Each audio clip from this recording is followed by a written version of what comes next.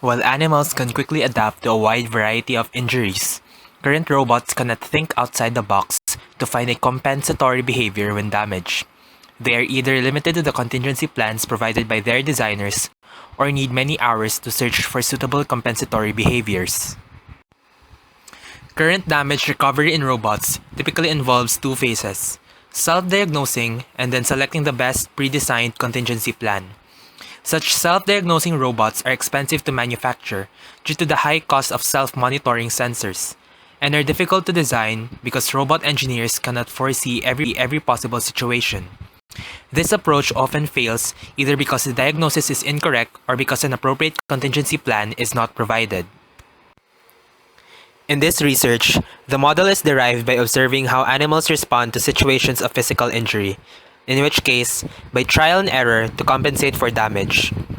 Damage recovery would be much more practical and effective if robots adapted as creatively and quickly as animals, that is, in minutes, and without expensive self-diagnosing sensors.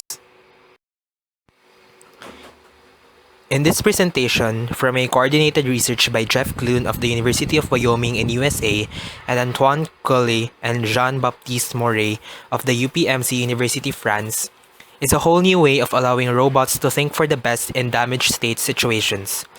Before an intelligent trial and error algorithm takes place to select for the best compensatory behavior, a whole set of behavior repertoire is prepared with a simulation of the robot, either by simulation or by discovery. The robot's designers have only to describe the dimensions of the space of possible behaviors in a performance measure. This step requires stimulating millions of behaviors, but needs to be performed only once per robot design before deployment. ITE, or the Intelligent Trial and Error Algorithm, approximates the performance function using the acquired data of confidence levels on behaviors based on predictions. And a Bayesian optimization procedure exploits this model to find the maximum of the performance function.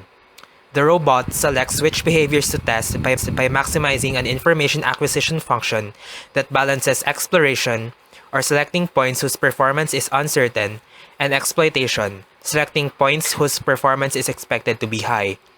This select, test, update loop repeats until the robot finds a behavior whose measured performance is greater than 90% of the best performance predicted for any behavior in the repertoire.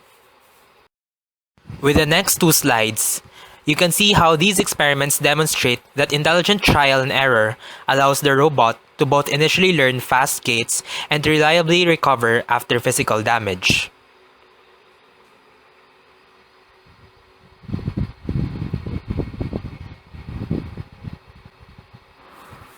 Additionally, experiments reveal that these capabilities are substantially faster than state-of-the-art algorithms and that intelligent trial and error can help with another major challenge in robotics: adapting to new environments. On the undamaged or repaired robot, intelligent trial and error learns a walking gait in less than 30 seconds. In connection to my previous report on EIT-based structural sensing, I'm thinking of an innovative way of upscaling the current technologies which I have discovered. Looking back on this new algorithm, the ITE has only been tested on small robots. But what if we could take it to the next level and apply this to a greater scale? Robots closer to the size of humans so that they are more directly helpful during immediate crises, such as disaster situations, or even during sessions of dangerous explorations. A relevant patent demonstrates how self-diagnosing robots were previously conceived, by means of imaging. Essentially, an image of a healthy robot is used as a reference to detect damages that will otherwise appear and indicate such when taking an image of the robot. This is obviously unreliable due to the infinite number of circumstances in which damage is not so easily recognizable by direct visual means alone. I am Harold J. Bolingot, and this is a report on robots that can adapt like animals, along with some possible innovations I could conceive of.